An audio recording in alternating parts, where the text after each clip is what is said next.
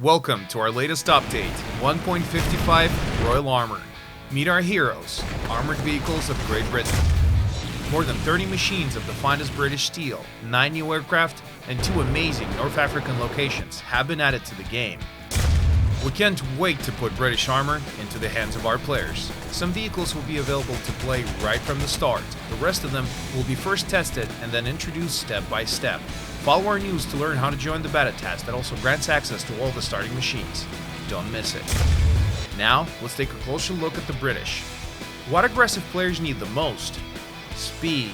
The T-17A2 is our first armored car and also the fastest vehicle in the game, going over 88 kilometers per hour. Just stay away from the mud. From now on, you need to be especially cautious when attacking an enemy from behind, since now you can meet the Archer. This tank destroyer is the first and only vehicle with its gun pointed backwards. This may be unusual, but it's really handy. Fire and instantly move away from your position. Meet the pinnacle of British tank engineering in the game. The crown is safe with the mighty Conqueror Mark II.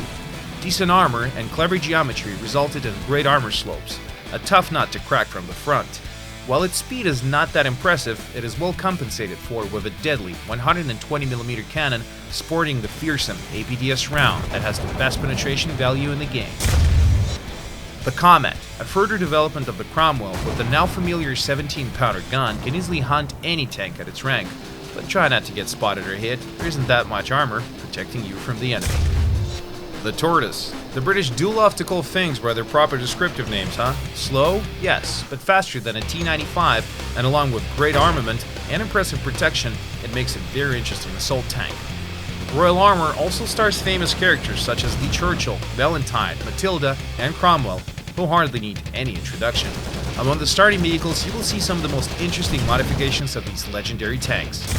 Now, you can try these and other vehicles in hot African climate. 2 North African locations have been added to the game, Tunisia and Alamein, our first desert maps for combined battles. Welcome to Desert Warfare. Both locations are historically accurate. We have recreated the area where Allied forces fought against Erwin Rommel's famous Africa Corps. Alamein features varied terrain. Approximately half of the map is covered with huge desert and dunes. The other half is a rocky landscape with small pockets of level terrain, well suited for close combat. The landscapes are truly breathtaking. And so is Tunisia, a fort on a picturesque shore surrounded by ruins and cliffs in the sands. The mud brick houses might protect you from the heat, but not from the enemy fire. You could lose your way in a labyrinth of the African town, but the walls are fragile and may be destroyed either with fire or even ramming. Now, let's move on to aircraft. Good news for fans of the Japanese planes. They have received 2 Ki-44 modifications, including a premium cannon-equipped variant, a naval A-7M2 fighter, and an army fighter, the Ki-61 Tay. 2 modifications of the 4-engine Sterling bomber, the Sterling Mark I and Mark III, have been added to the British tree, while Germany has a new Junkers 88A1 and the US gets its first naval biplane, the F-3F. A brand new top jet aircraft has been added to the USSR. The MiG-17 is the first Soviet fighter that managed to break the sound barrier and level flight. It is not only faster than its predecessor, but may also compete with other top jets in terms of speed. Look out, British Hunter and German Sabre Mark V. Our players already enjoy the beautiful water effects created with NVIDIA Waveworks technology, and now they can land an aircraft on the water surface, all of them, not only seaplanes. All you need is keep the required speed and land carefully. But don't forget to leave the cockpit before the aircraft sinks. Tanks may also float, but only those specifically designed for it. For now, it's only the PT-76, but let's look forward to more amphibious machines in the future.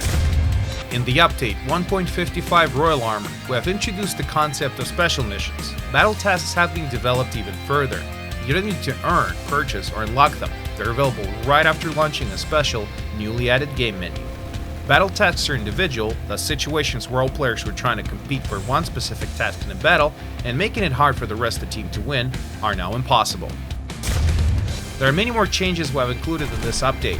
Try out the new Royal Armour to see and experience it all for yourself. Subscribe to our YouTube channel, visit War Thunder's site, the forums, the Steam Community Hub, and War Thunder Live, and of course, our social network pages on Facebook, Twitter, and Google+. Good hunting, mates!